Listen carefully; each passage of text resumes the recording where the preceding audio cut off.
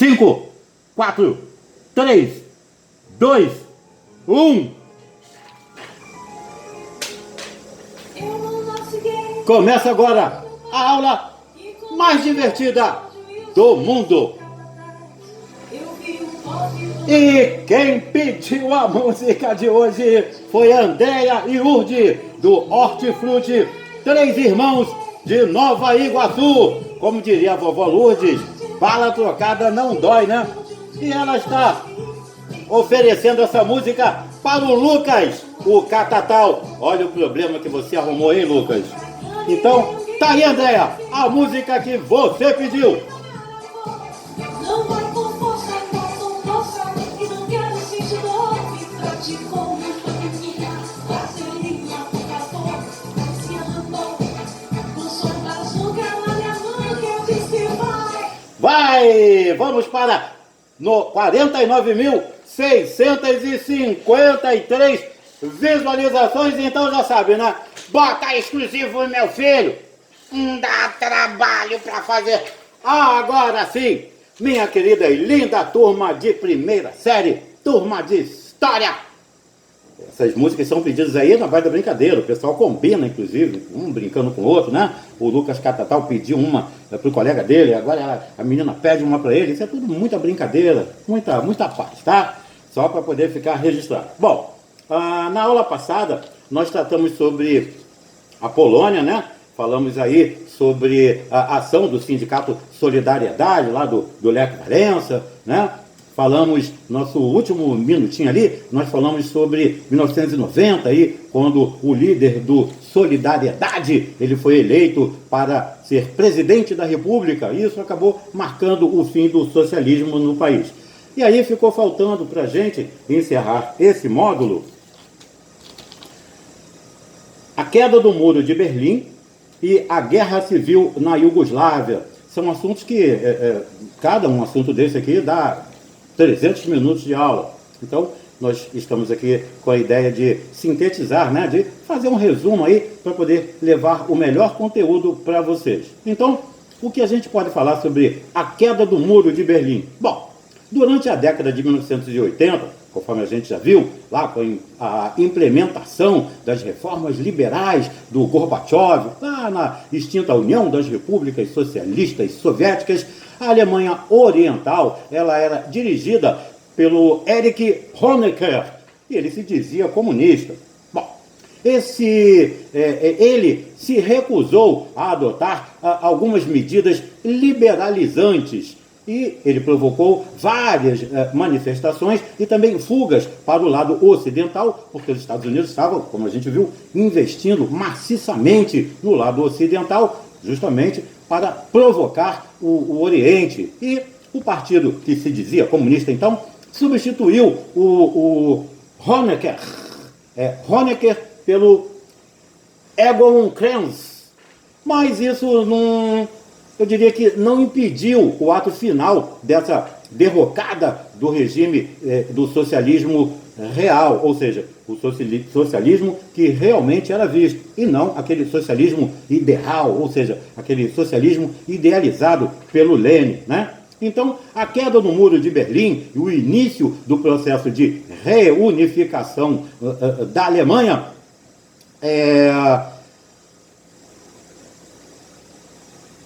ou melhor, resultou então aí nessa derrocada do regime que se dizia socialista, né? E ocorre então o que a gente conhece como a queda do Muro de Berlim, e então teve o início do processo de reunificação da Alemanha.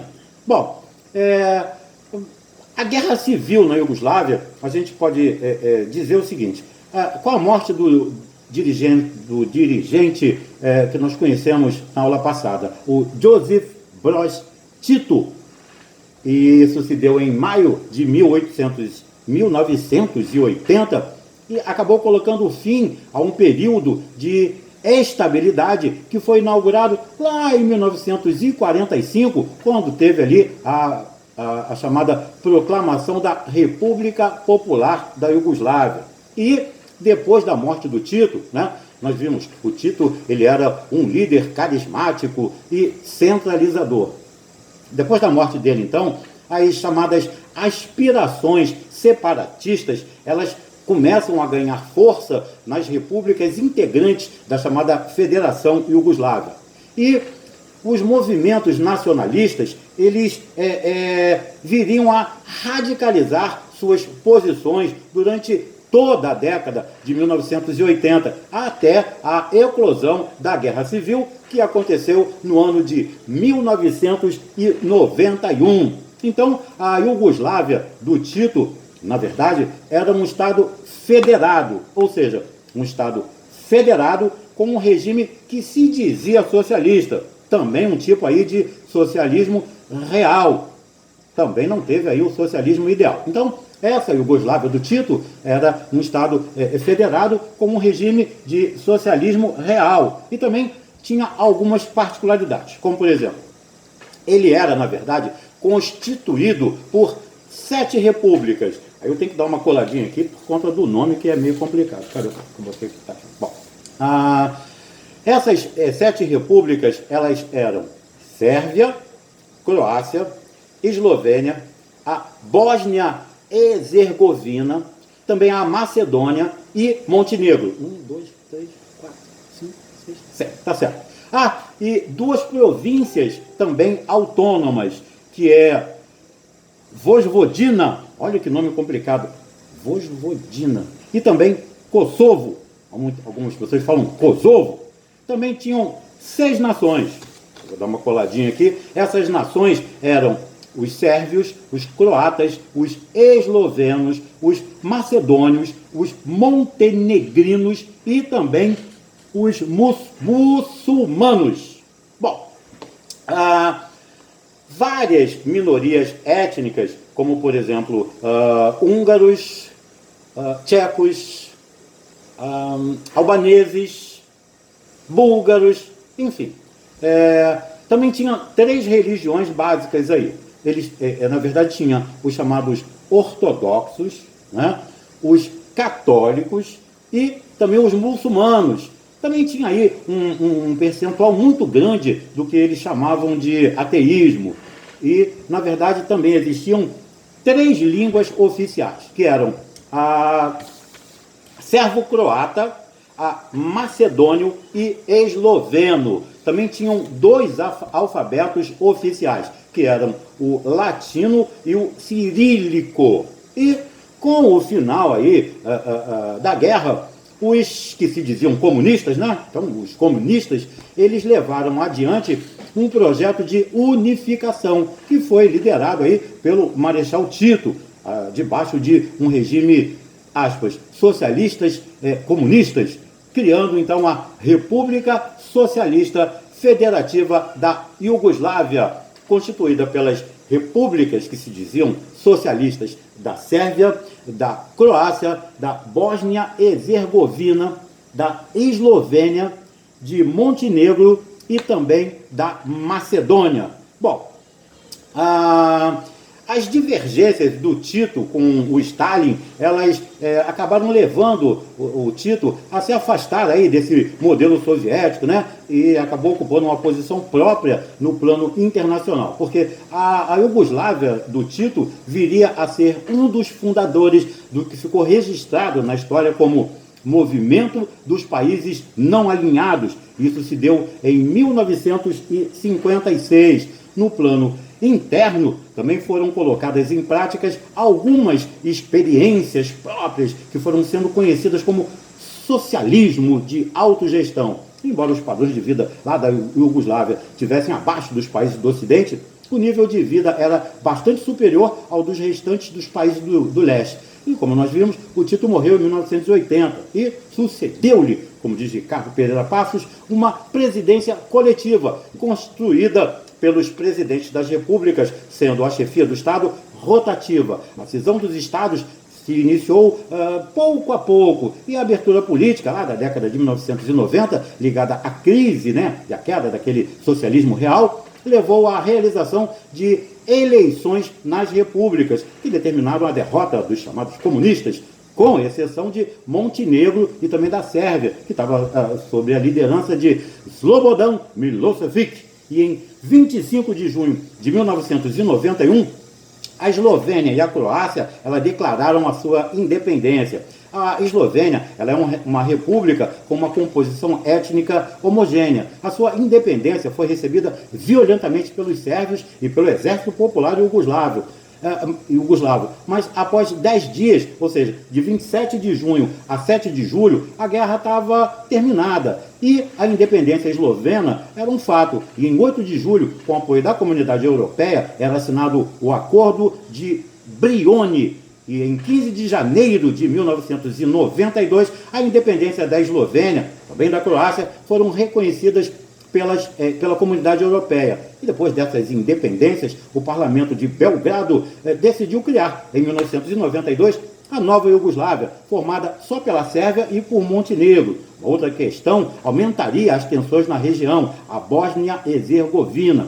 Bósnia-Herzegovina, ela constituiu a área central da ex-composição étnica bastante variada, sendo os principais grupos muçulmanos, com 43,7%, sérvios, 31,3%, croatas, 17,3%, iugoslavos, 5,5%, e um outro grupo pequeno de 2,2%, segundo um censo que foi realizado lá no ano de 1991.